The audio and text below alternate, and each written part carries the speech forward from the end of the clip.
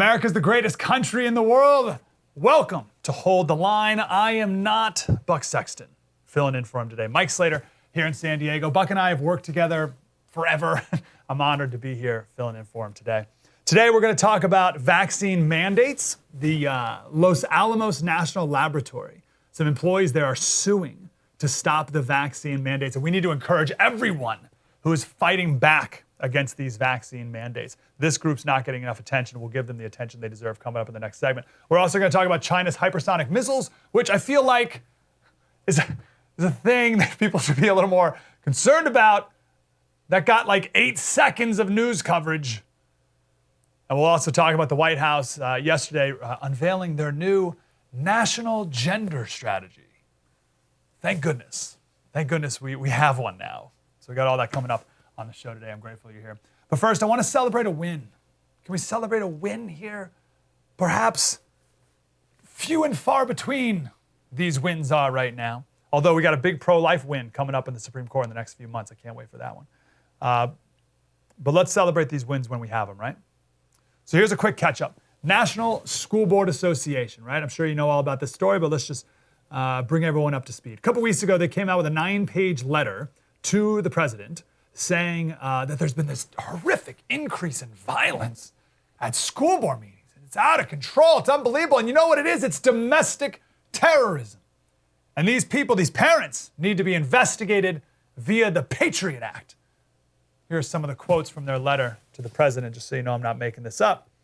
So a few days after this letter, the Department of Justice wrote a memo saying that the FBI needs to investigate these parents, this surge in violence.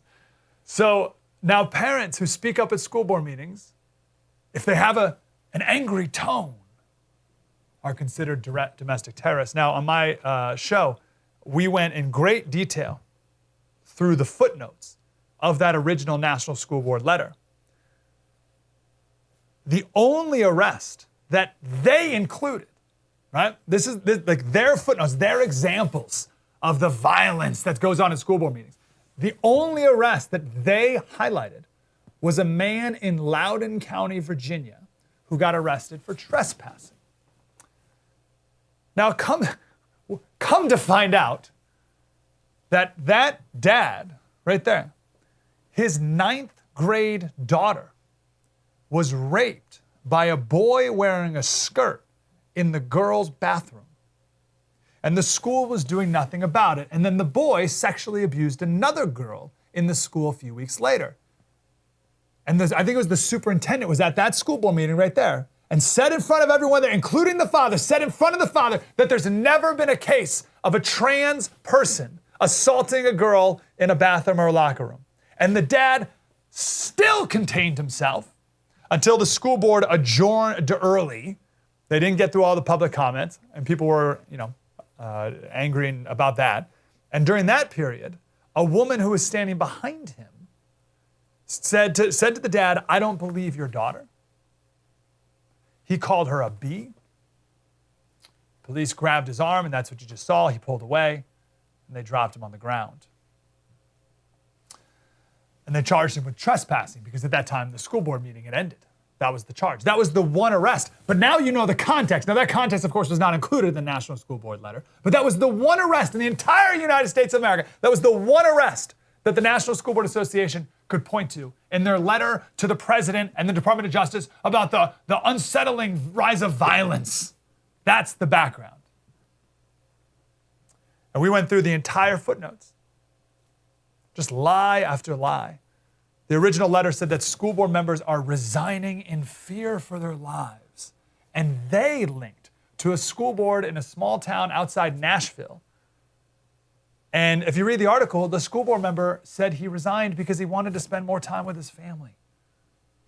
That's what they linked to. It was total bunk, the whole thing. And I think it all finally came to a head the other day when Congressman Jim Jordan was talking to the Attorney General, the head of the Department of Justice. Remember this guy? This is the guy who Barack Obama nominated as his Supreme Court justice, as like the middle of the road guy, right? Here's the middle of the road guy that even Republicans can get behind. And now he's the attorney general and as extremist as the rest of them. And here he is being made a fool.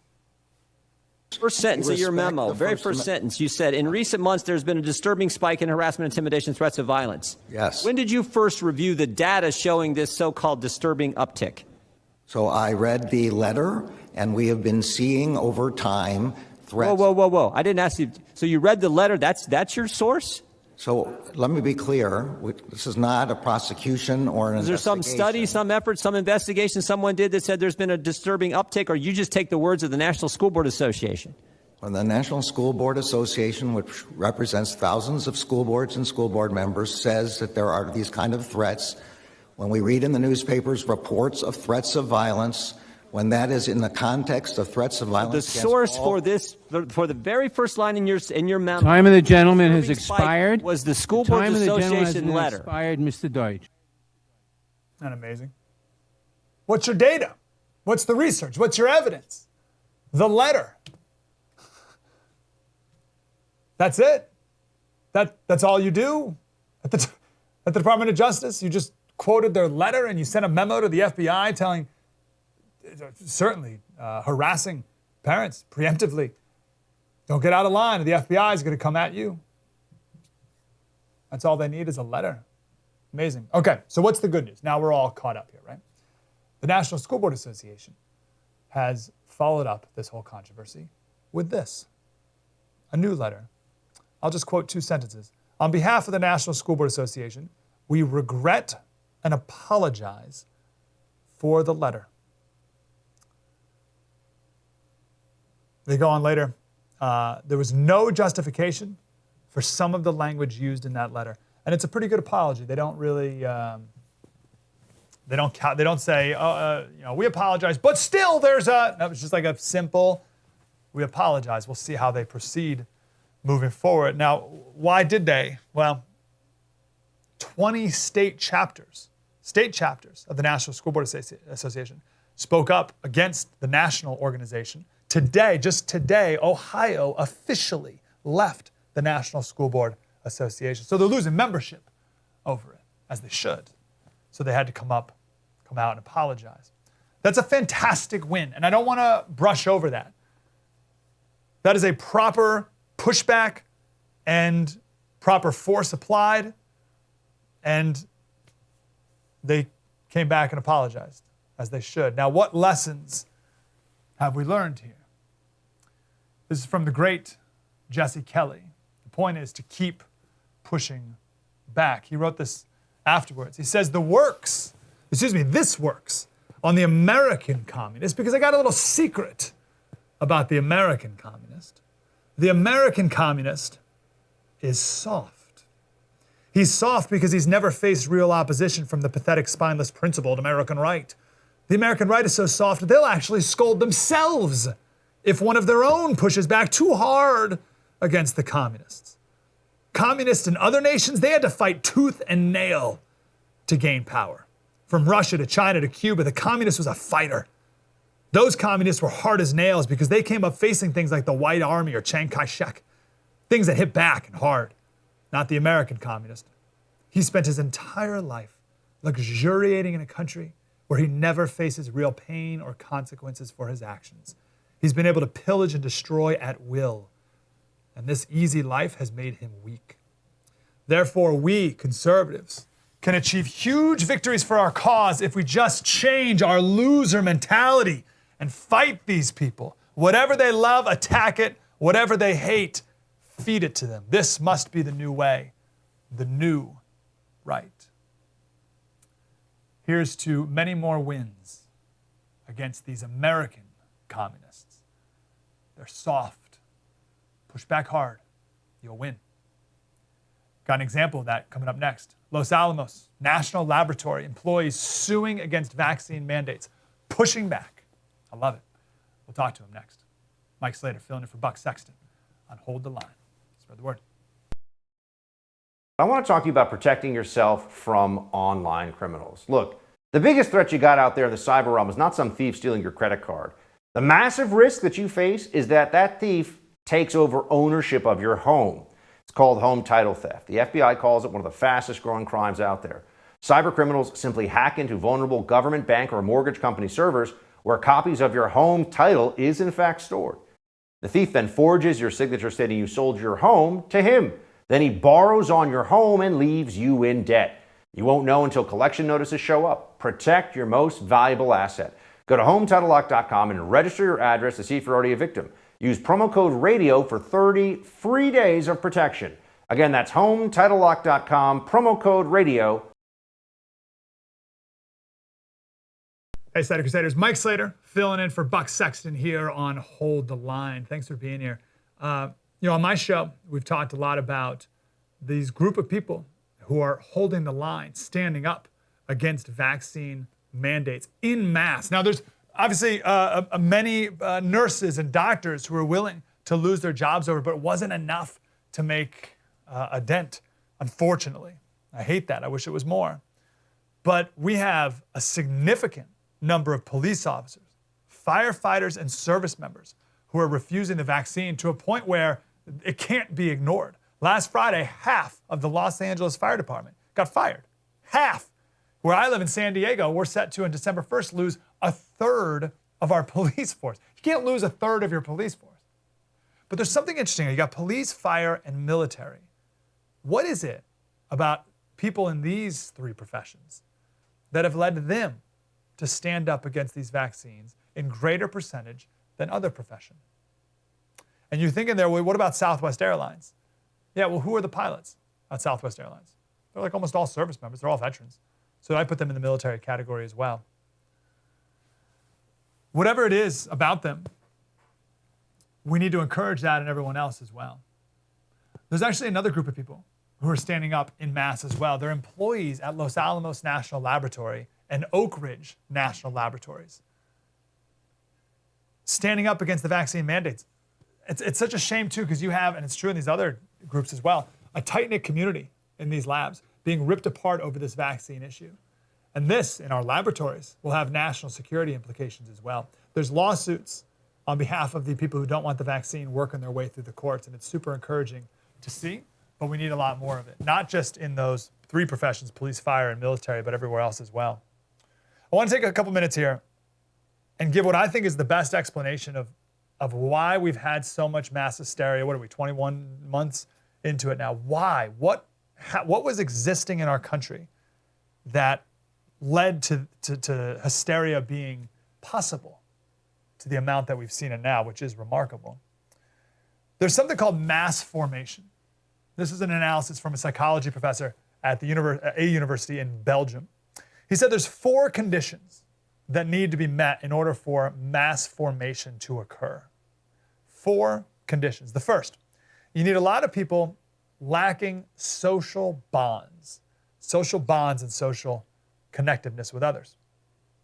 Second, you need a lot of people who lack meaning in their lives.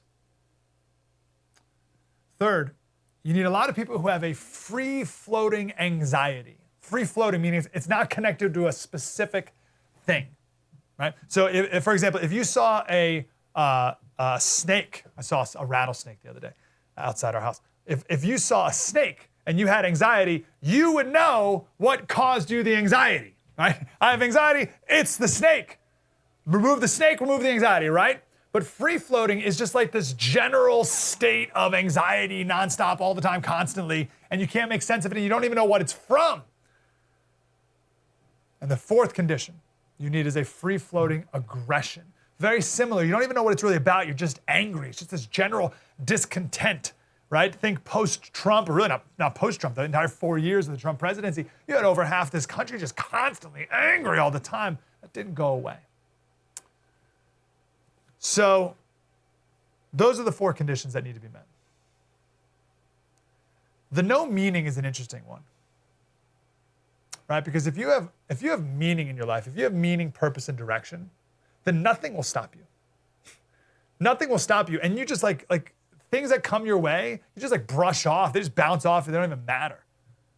I think about it, if you needed to get to the hospital for an urgent reason, you need to get there now.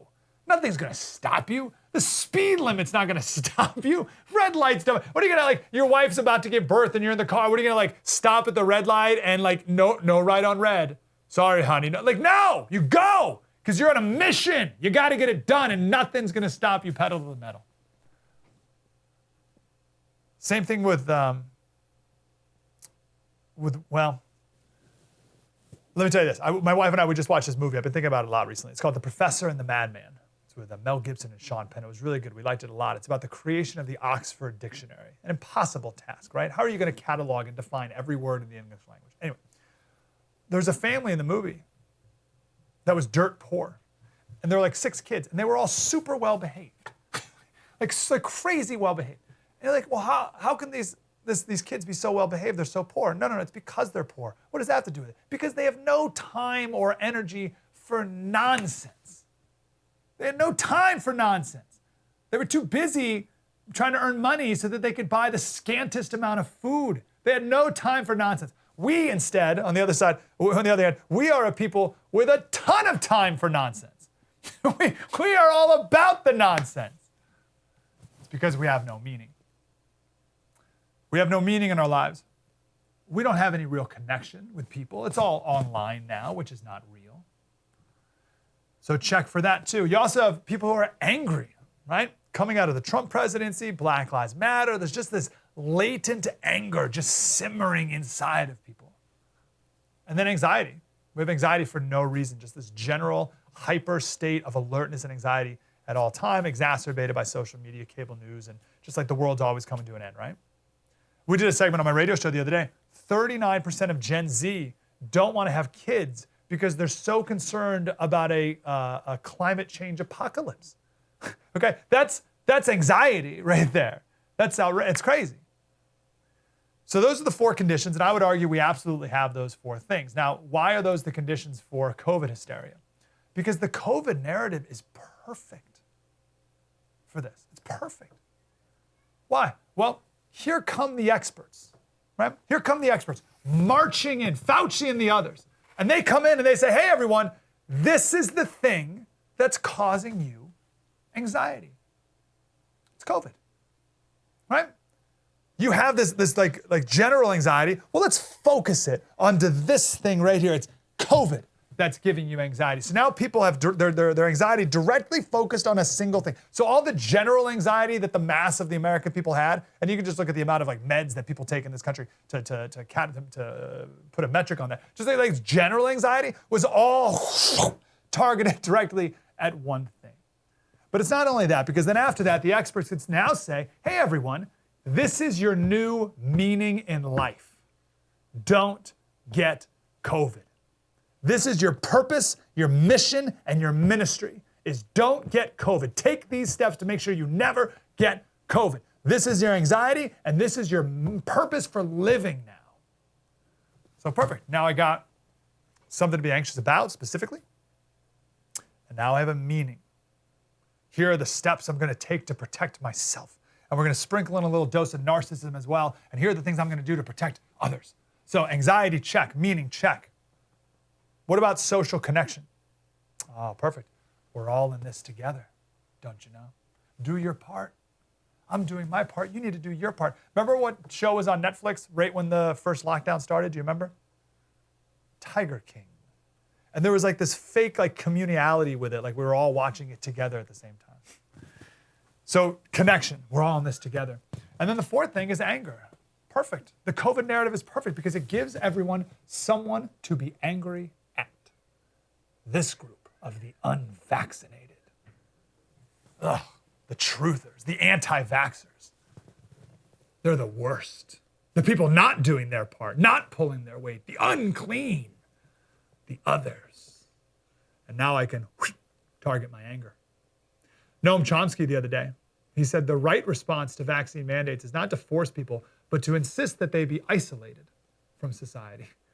He said, if I'm willing to be a danger to others by refusing the vaccine, then I should have the decency to isolate myself and I don't have a right to harm people. And he said, this should just be an understood convention of the people. And if it's not understood, then we need to try to get it to be understood. Which brings you really quickly to force. So this COVID hysteria has everything that we needed. It gave us connection. It gave us something to be angry at. It gave us a meaning in life. and it explained our anxiety. It's not real, though. Push back against all those things.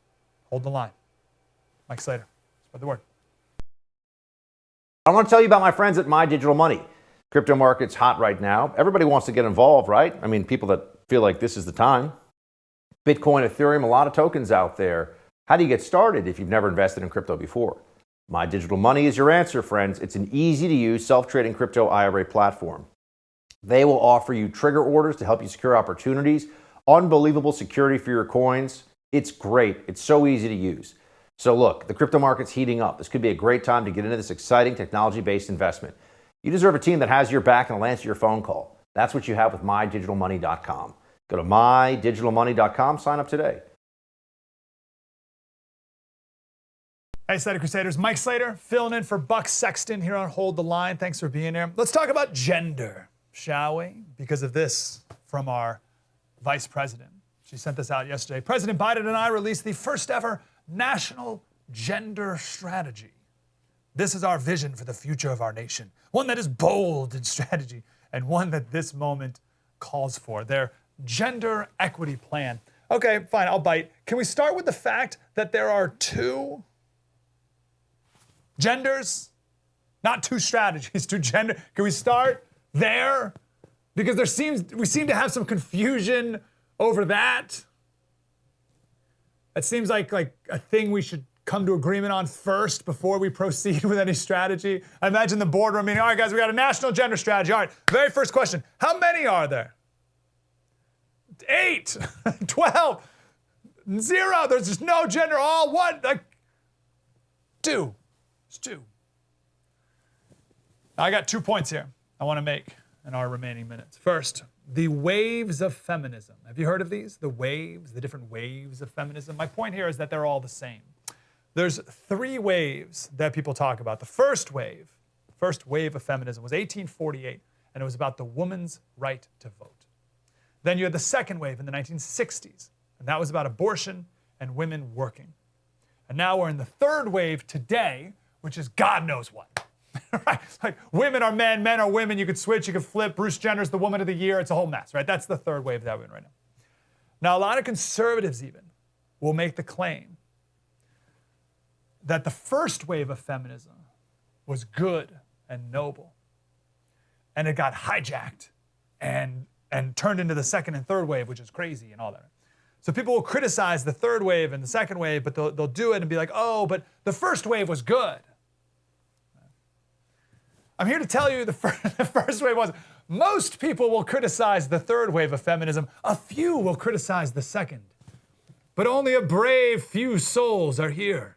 The few, the foolish, yours truly, to criticize the first wave of feminism. But I am a member of the patriarchy, so what more would you expect, I suppose?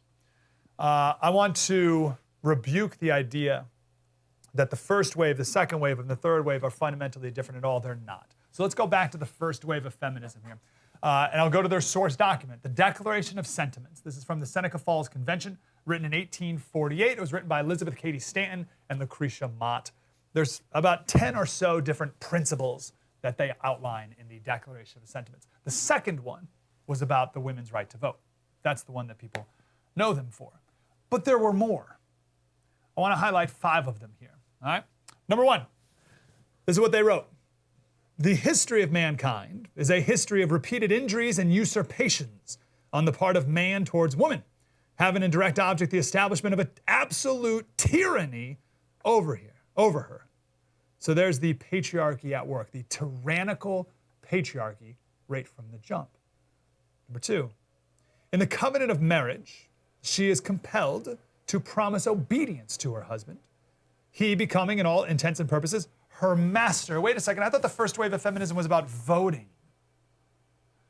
Now we have marriage issues here? Number 3, he has monopolized nearly all the profitable employments.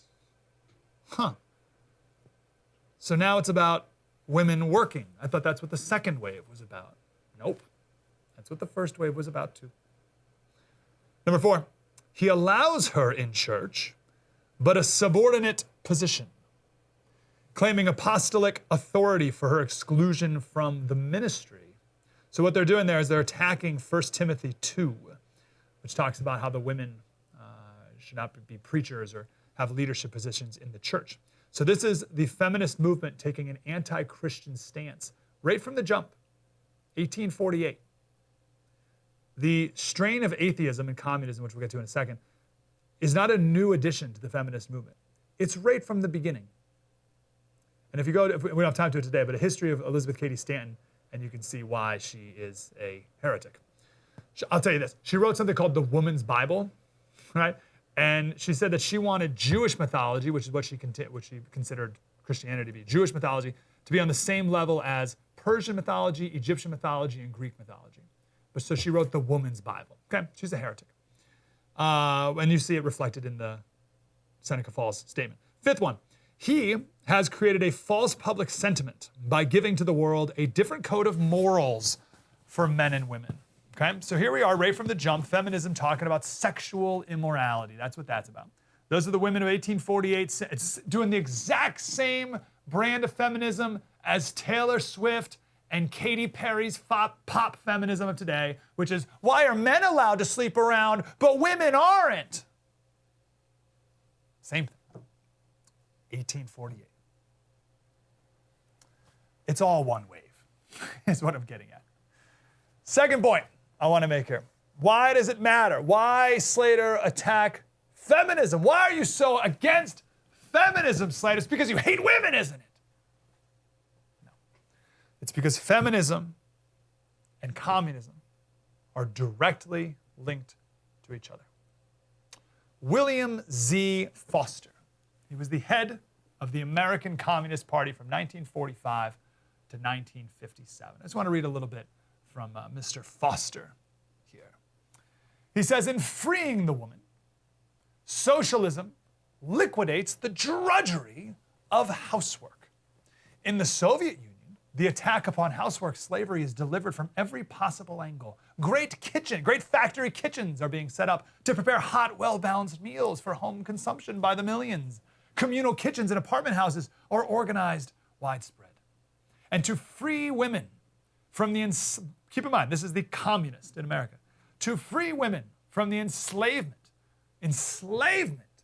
of the perpetual care of her children is a major object of socialism. To this end, in the Soviet Union, there's being developed the most elaborate system of kindergartens and playgrounds in the world. Today, they would call that universal pre-K.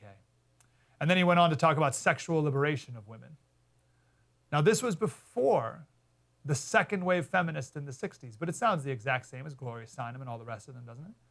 Talking about how housework is slavery, the toil of an oppression of being a mother, of staying in the home. That's second wave feminism, but you didn't hear it from a second wave feminist, you heard it from a communist, but I repeat myself. Feminism and communists and pagans all have the same goal of getting women out of the home, into the factories, and sleeping around. There is a direct connection between feminism and communism. Do not be fooled into thinking that you're a feminist because you value women.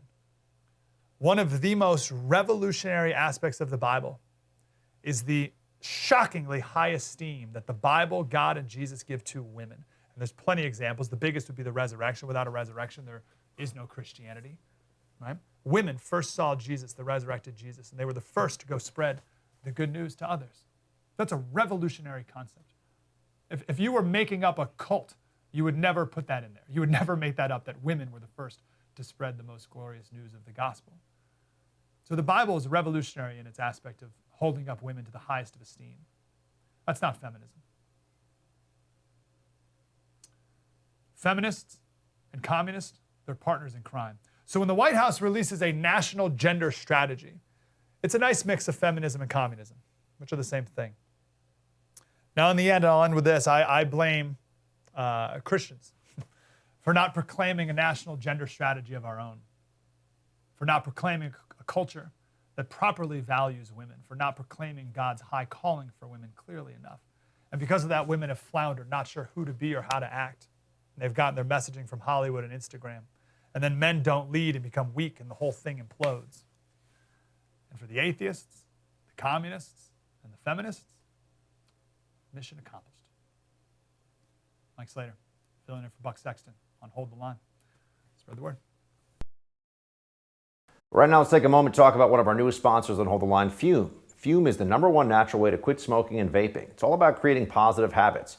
Here's how they make it simple for you. They've created a natural inhaler of Fume that allows your body to receive the amazing benefits from some of the world's best super plants. It's a Canadian-made, handcrafted wooden inhaler with no electronics.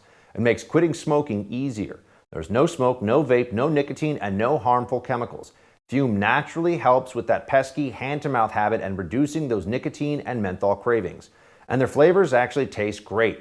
You need to check them out. This company is incredible. Fume has other areas of support too beyond helping you quit smoking. Head to breathefume, spelled FUM.com/Buck and take their quiz to find out which super plants are best for you. It's quick, easy, it will point you to specific plants and to research behind them for their benefits. When you use code BUCK at checkout, you'll get 10% off. Breathe in the benefits of the world's super plants today. Don't wait. It's time to quit smoking or vaping. Again, breathefume, FUM.com/Buck.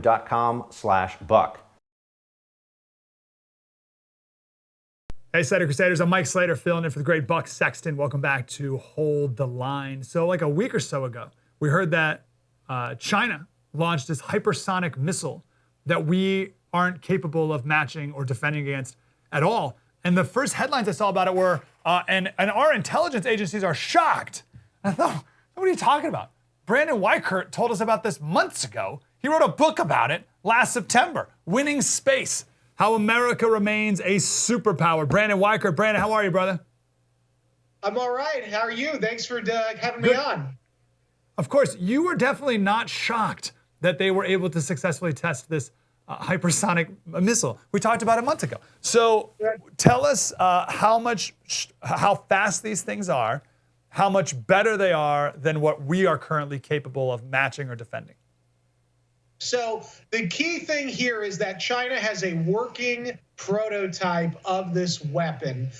They are able, with this advanced hypersonic wind tunnel, they have the most advanced hypersonic wind tunnel in the world in Beijing. They're able to test bigger hypersonic weapons for far longer than what the Americans or even the Russians can do. So already they had a leapfrog on us in terms of testing capability. Now they've taken that capability of testing and they've applied it to the real world, and now they have an actual working version of this weapon, whereas the U.S. military's version, they just tried to do a launch a week ago, and it was mixed results, to say the least. The booster phase was kind of a failure. The rest of it worked somewhat. But needless to say, we're coming from behind now. And this is not a position you want to be in, especially right now when tensions between Beijing and Washington are at the highest they've been probably in 40 years. And China now also, with this new weapons capability, they have what's known as economies of scale. They have the ability to mass produce anything they want in China. So once they figure out how to make these things work, they can then mass produce them at a faster clip than we in America can do. And that gives them an unfair advantage over the United States. And that could translate to the Chinese trying to basically do a launch on us. As it stands, we don't have the air defense systems in place that can effectively track and counteract a hypersonic weapons attack. Think of it as like the Maginot Line from World War II. The French spent all this time building these fortified, complex steel and concrete fortresses along their border with Germany, thinking another war would be like the First World War. And the Germans ended up creating technology and tactics that completely end-ran the whole complex Maginot Line, allowing the Germans to just go around it. Something similar with our air defense systems, designed in the last century to fight traditional nuclear weapons and intercontinental ballistic missiles. They can't track and destroy the Chinese hypersonic systems, which go faster and they can move in any direction, whereas our systems that are defensive are aimed at protecting against the east-west line of attack. The polar, north-south or south-north, we can't track or defend against very well. Wow, I hear all that stuff and I think, wow, you can't just snap your fingers and catch up to that overnight. And I look back at all these moonshot things that we were able to accomplish in America and how close we were to never accomplishing those things. I mean, I don't want to say it's luck, but it was a darn near miracle that we were able to successfully do these things. And my point is there's no guarantee that we're going to be able to snap our fingers and catch up in this mission. Right, especially because it's such a different dynamic. The Soviet Union was ultimately a sclerotic economic system. They ultimately fell. They collapsed from within. They were falling apart long before Reagan came along and pushed them over the edge.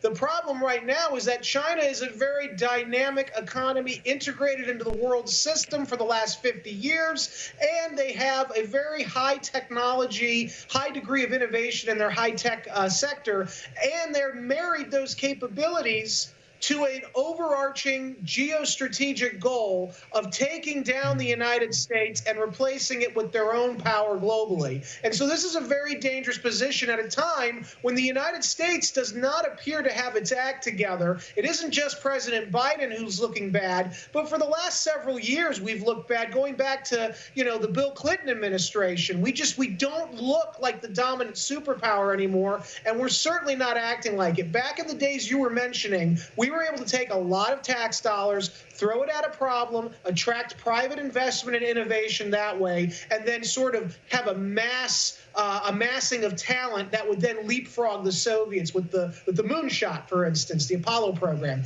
We don't have anything comparable today. You could say that the vaccine development that President Trump pioneered with Operation Warp Speed for COVID-19 was the closest we came, but even then that left much to be desired. And so we just aren't good at this anymore, and we better start getting better at it, because China now has a working system that threatens every American in their own home.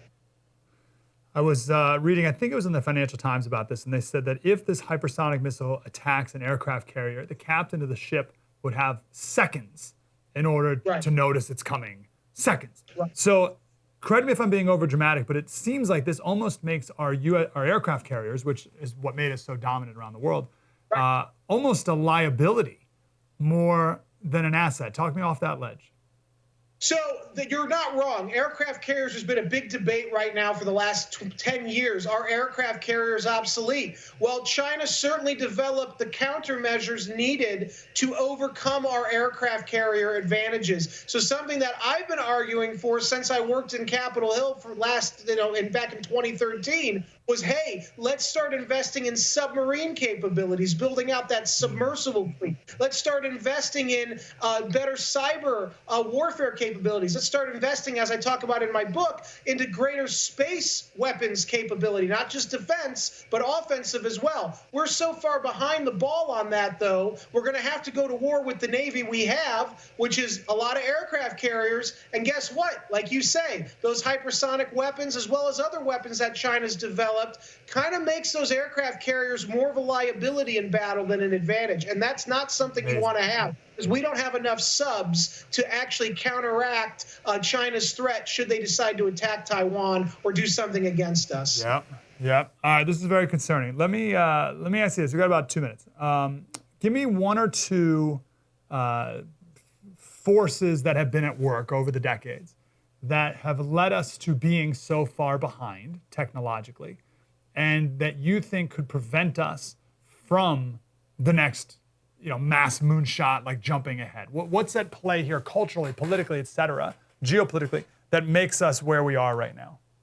Well, our culture's gotten very complacent. We've become convinced that we are the dominant power, that it's always been this way, it always will be this way. So you have a cultural kind of aversion to taking risks in the way that we used to. Our whole system has also gotten kind of comfortable with the status quo, the way things have gone for the last 30, 40 years. So we don't want to change too much for fear of losing what we already have. So you have that problem. You have also in our government, since the 90s, my colleague David Goldman talks about this a lot. You've had a precipitous decline in investment at the federal level into research and development of the kind that we did that created Silicon Valley in the last century. We don't really do that anymore. We rely completely on the private sector, which is great for creating the new iPhone app. Not so great for getting to the moon necessarily, not without a lot of tax dollar assistance like SpaceX has.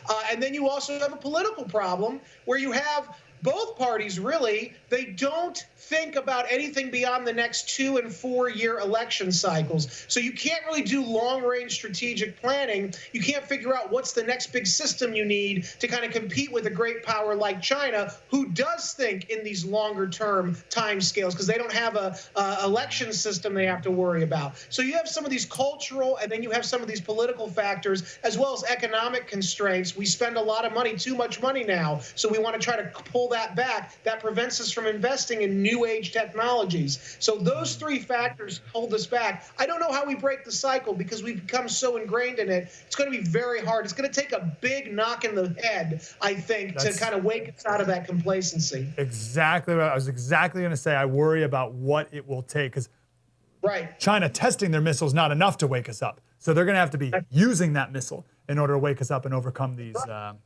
barriers.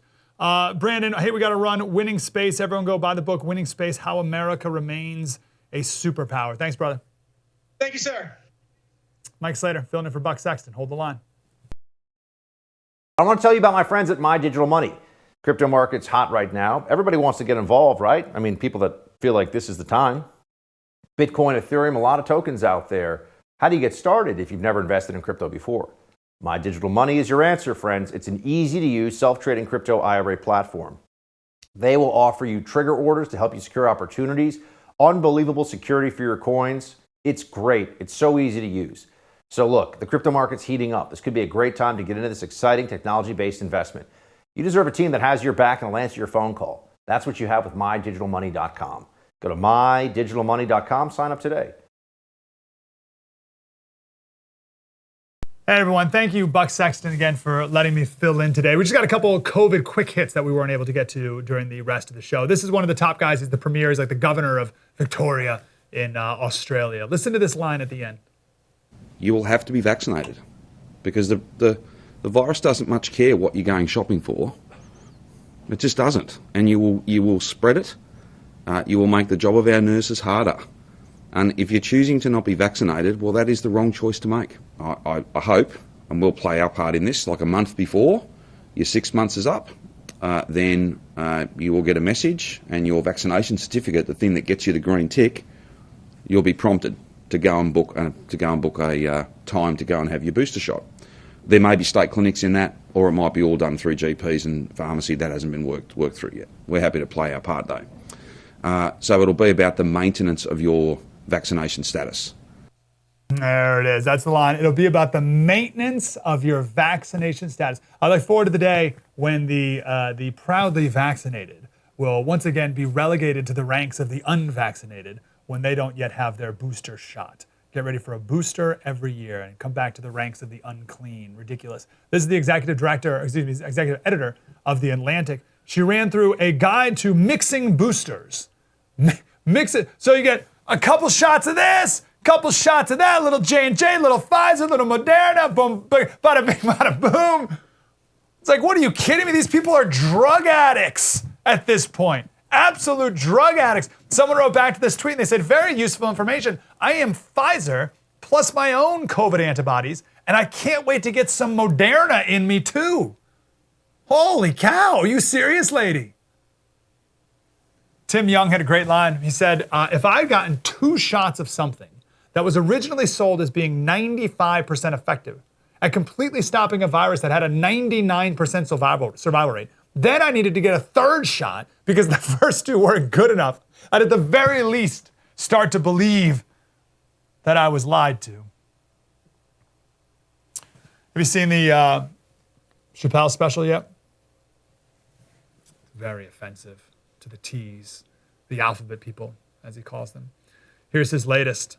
He says, to the transgender community, I'm more than willing to give you an audience, but you will not summon me. I'm not bending to anybody's demands. And if you want to meet with me, I'm more than willing to, but I got some conditions. First of all, you cannot come if you've not watched my special from beginning to end. You must come to a place of my choosing at a time of my choosing. And thirdly, you must admit that Hannah Gadsby's not funny. Hannah Gadsby, if you don't know, she's like some woke lesbian comedian or something. I don't know. The point here is don't apologize to the mob ever. Dave Chappelle's doing the right thing here. The mob's not interested in truth or amends or repentance or understanding or anything pure. They want blood. They want to destroy you and move on to their next victim.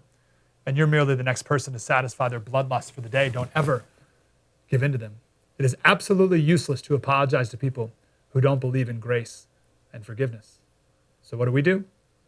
Shields high. Mike Slater filling in for Buck. Spread the word.